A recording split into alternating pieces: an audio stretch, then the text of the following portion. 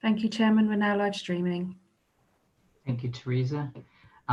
So apologies, members of the public. We are slightly later than we'd hoped, but we're back with you now. We're about to discuss item 10, which is the councillor call for action from David and Tim in relation to the data leak that hit Flagship by way of a cyber attack. We're joined today by Adrian Barber and David Armstrong. So thank you very much for coming, especially at such short notice. So that is really helpful. I think it would probably be best if we start off, because you've seen the item and the commentary around it. Maybe if we start off with an introduction from you about the impacts of the cyber attack, and then we can go to members for any questions or comments, if that works with you. Sure, thank you very much for that. Good morning, everybody. David Armstrong, Chief Financial Officer from the Flagship Group. And although my title is financial, it does include data protection, legal, and of course IT. Hence, I'm here today to tell you a little bit about what's happened. I guess the first point probably I want to do is to just clarify something in terms of there has not been a substantial data leak or a data leak of any sense of the word, and it's kind of perhaps a technical difference, but it's important to understand that Flagship was the subject of a professional organised crime ransomware attack, and at this stage we've got no evidence of the loss of personal data. I think probably helpful in terms of a bit of background, and I think this will answer probably most of the questions that were laid out, if I just go through a little bit of the timeline. So Sunday the 1st of November at approximately 4 AM, a gang of professional cyber criminals illegally gained access to our systems. They broke in. They released some ransomware software which was designed to encrypt our live and our backup systems to effectively disable our operations, with the intention of forcing us to pay a ransom and regain access to our systems, having paid the ransom. That's the intention, at which point they begin covering their tracks by deleting the evidence of their entry into the system. It's a highly sophisticated attack by a very professional organisation. Unfortunately for us and unfortunately for them, our monitoring alert systems flashed up that there was some unusual activity on the network, and our IT team were able to force a rapid shutdown of all of our systems, all of our networks, every single connection, which meant that we were able to protect the backup data, and more importantly, I guess in many ways, able to eject the criminals before they had finished the activity that they'd intended to carry out, and particularly before they'd destroyed all the evidence of their activity. As a result of that attack, of course, and shutting down all the systems, that meant that our IT systems were unavailable for a period of time. And as you know, with modern systems now, the likes of Zoom, etc., phone systems, that pretty much meant everything was unavailable for a short period of time. And that was important in terms of restoring the backup. We were very fortunate with the prompt activity that we had all the backup data. That meant that through a painstaking process of reviewing each of those systems' backups and making sure that the virus and ransomware wasn't on those, we could then gradually begin to restore them along the lines of our disaster recovery plan. Customer frontline services first, and then gradually move into those back office systems. So that's worked really well. We employed, as part of the incident, immediately we called our cyber specialist team, an independent third party, to help us with the recovery process, make sure we could recover rapidly and smoothly. We've also employed a second professional group of cybersecurity specialists, a team, ex-security services, who are performing the forensic investigation for us. That'll take some weeks to conclude that forensic investigation, because I'm sure you'll understand, with the attackers being keen to hide and then to try to delete some of their activity, that is an ongoing process. Now, we already have, in terms of thinking about the prevention, what are we doing to make sure this sort of thing doesn't happen again? What have we done to protect the systems? We already had, as most people do, a number of sophisticated systems to prevent unauthorized use of our systems or our data, and regular training of staff, including if you take the likes of phishing emails.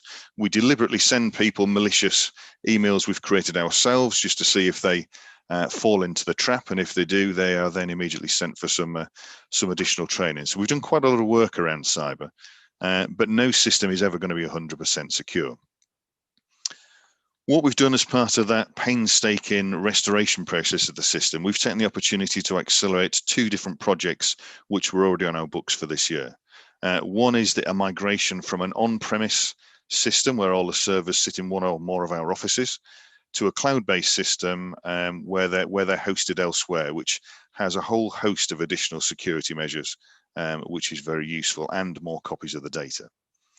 We've also brought in something called multi-factor authentication, which means that if someone manages to clone or copy or make a brute force entry into the system using a user ID, if that pops up from a different location that is not expected, that user will then get a warning to say, did you access this from Beijing? At which point, again, it's much easier to block that down. So those 2 projects have been a key part of our recovery plan and will help protect us even more going forward. I think in terms of from a customer perspective, this is really important. This is all, a cyber attack is a very worrying time. Whether data has been stolen or not, it's a worrying time for anyone who's a customer of the group, and indeed for the staff.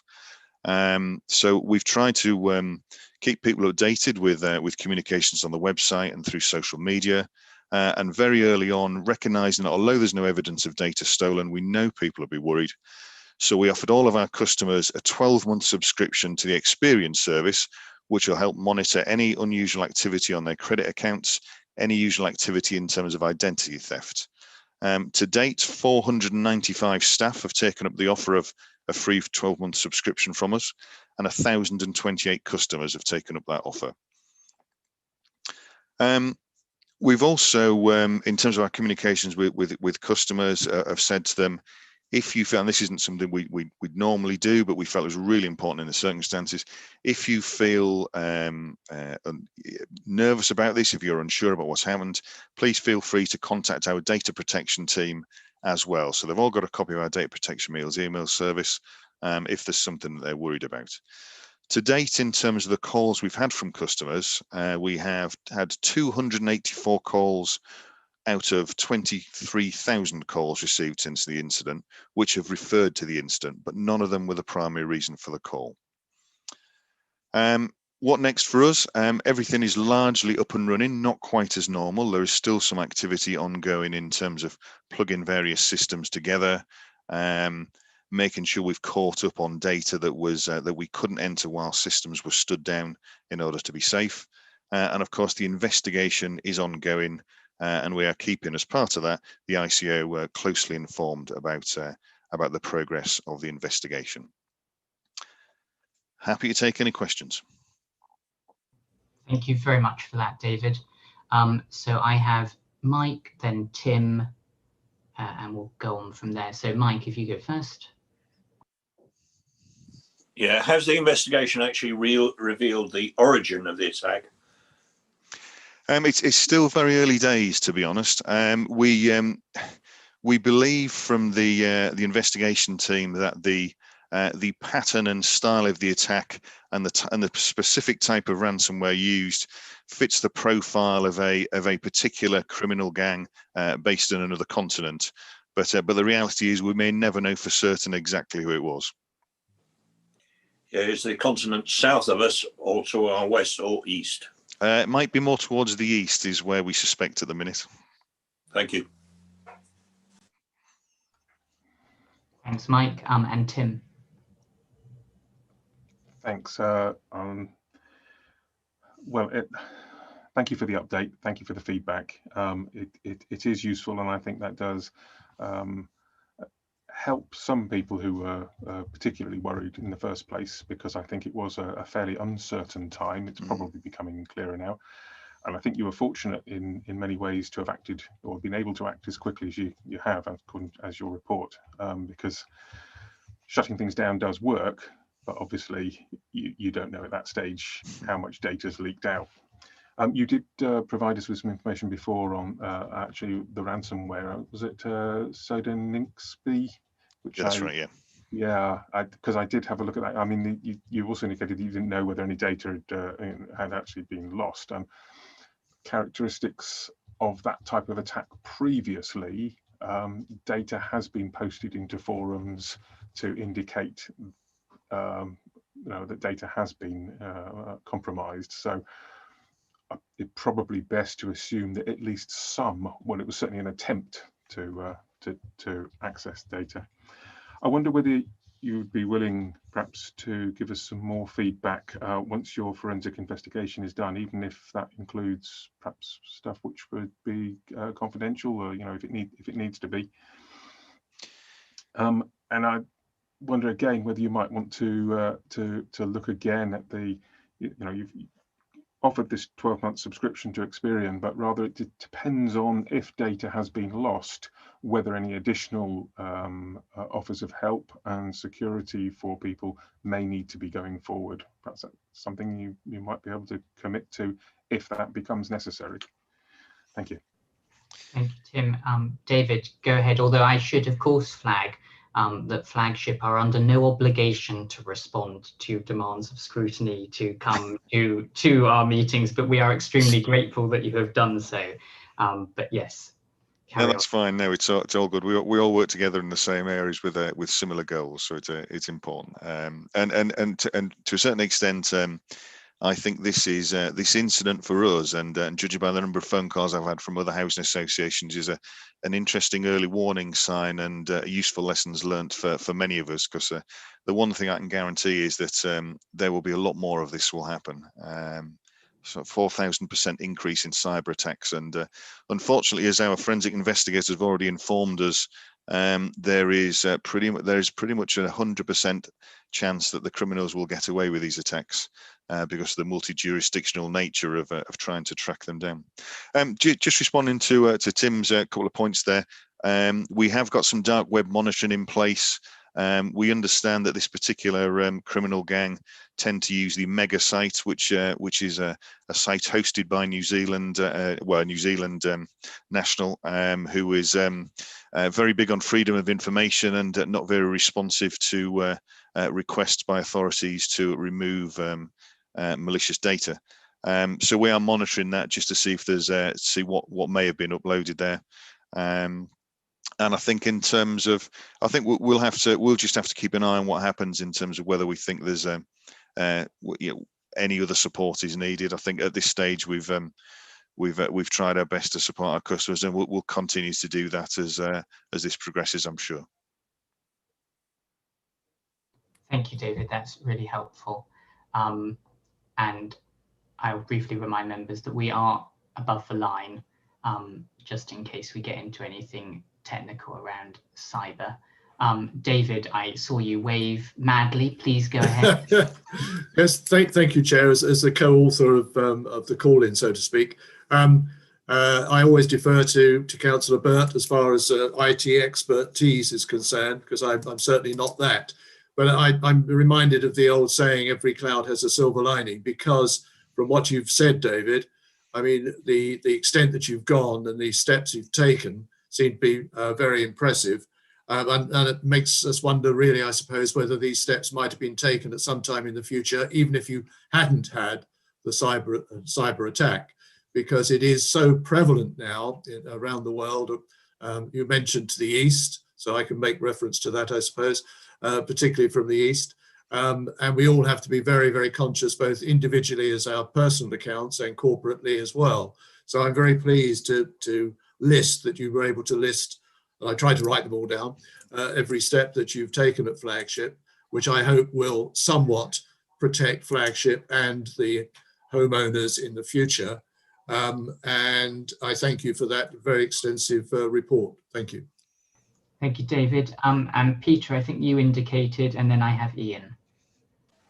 Yeah, thank you, Mr. Chairman. Yeah, could I just ask, are Flagship customers still unable to contact the office through email? Is that still an ongoing situation? Thank you for that. No, we had both phone and emails restored relatively quickly. I think we again the IT guy did a fabulous job. We had a brand new phone system installed within 48 hours, and emails are available as well. So most normal customer contact routes are now available. Thank you. And Ian.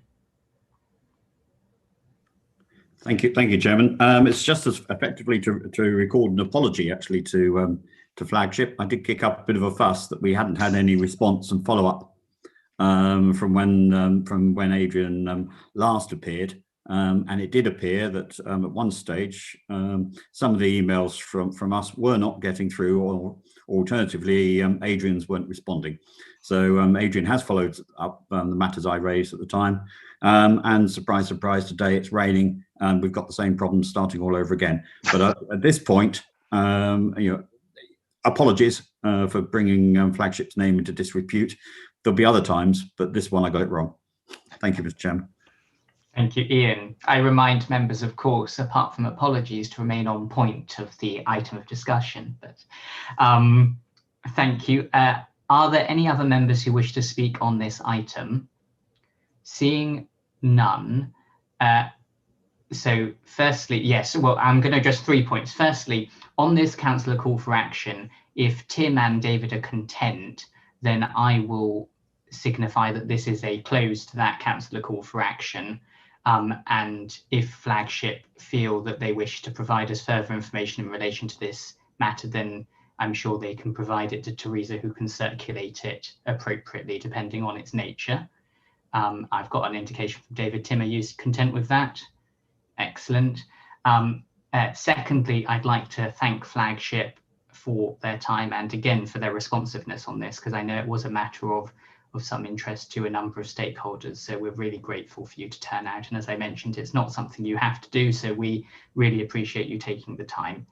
And thirdly, I am reminded that I very graciously mentioned that we would have comfort breaks in future meetings whereby we go on for a bit longer than we'd hoped.